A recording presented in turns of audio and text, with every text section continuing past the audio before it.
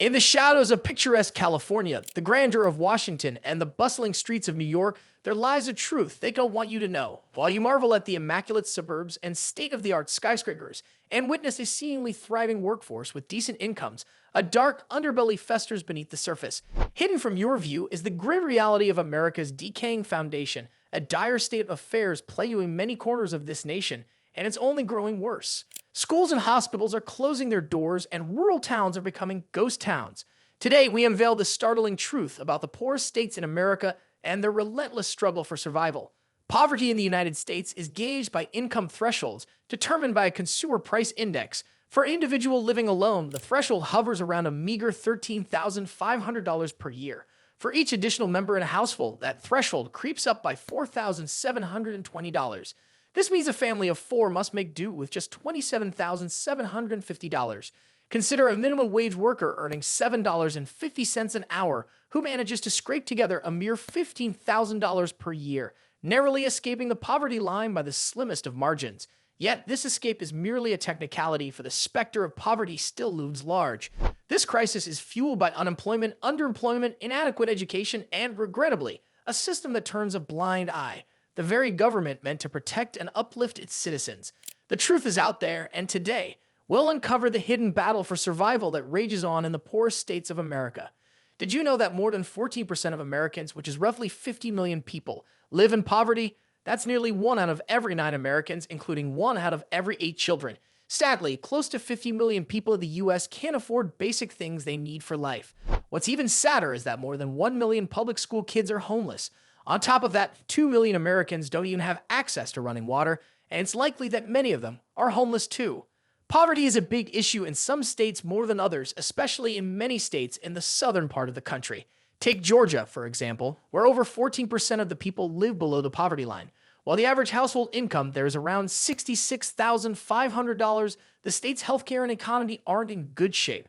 High poverty rates also lead to higher crime rates in Georgia, with over 400 crimes per 100,000 people, mostly burglaries and aggravated assaults. South Carolina doesn't fare much better. More than 160,000 violent and property crimes are reported there each year, and its poverty rate is similar to Georgia's at 13.8%. The only difference is that South Carolina's average household income is much lower, at around $59,000. Sadly, just like Georgia, South Carolina struggles with a poor healthcare system. Oklahoma is in an even tougher spot. The average household income there is just under. Oklahoma has an average household income of $56,000, and about 14.3% of its people live in poverty. The state ranks 46 for child welfare and 49 for education, which means it's not doing so well in taking care of kids and providing good education. Crime is also a problem in Oklahoma. It's ranked 6th for property crimes, and it seems that poverty and crime often go hand in hand. Alabama and Kentucky both have a poverty rate of 14.9%, with an average household income of about $54,000 for Alabama and $55,500 for Kentucky. So, they're pretty similar when it comes to poverty. However, Kentucky does better in terms of crime. It has lower rates of property and violent crimes compared to most other states. Alabama, on the other hand, has higher crime rates, especially for violent crimes. Arkansas is the state that's in the top 5 for crime. It's number 1 in the U.S. for violent crimes, with 7.1 incidents per 1,000 people. Property crime is also high at 26.5 incidents per 1,000 people. This high crime is related to the fact that 15.2% of the state's population lives in poverty, with an average household income of $52,500. West Virginia is even poorer, with 15.8% of its population in poverty and an average household income of just over $51,000. While its crime rate is relatively low, its healthcare sector ranks 47th in the nation. New Mexico, located in the south, is the 3rd poorest state in the U.S. with a hopping 16.8% of the population living in poverty. The average household income is almost $54,000, but the poverty rate is still very high. New Mexico has a high immigrant population, with 9.2% of the people being immigrants. It also ranks as the 3rd most dangerous and crime-ridden state in America. Now, that might seem like a coincidence, but what's not a coincidence is that Louisiana is the 2nd poorest state in the U.S. Their poverty rate is 17.8%, and the average household income is around $52,000. Louisiana ranks 4th in the nation for property crimes and 3rd for violent crimes. In terms of healthcare, they're not doing great either, ranking 46th. But the real struggle is in the number one poorest state in the US, Mississippi. Here, poverty is a major issue, with a staggering 18.7% of the population living in poverty, which is even higher than Louisiana. What makes it even tougher is that the average household income is less than $50,000, which is the lowest in the country. Mississippi consistently ranks at the bottom in healthcare, education revenue, employment, and population. The only good news is that crime is decreasing, but that's mostly because people are leaving the state in search of better opportunities. Around 20% of Mississippi's population relies on welfare, which is double the US average. Surprisingly, the state sends back hundreds of millions of dollars in welfare and rental assistance from Washington because the governor sees it as liberal handouts. This situation has created a virtually non-existent workforce. In the end, it's not just the poorer states that are struggling.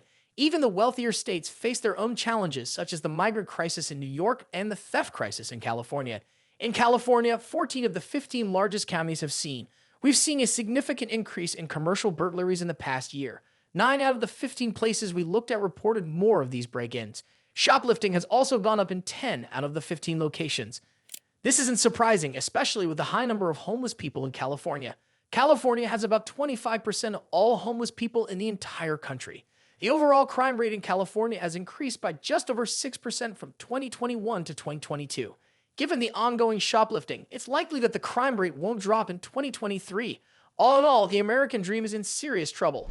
While wages are rising, so are taxes, housing costs, inflation, and immigration.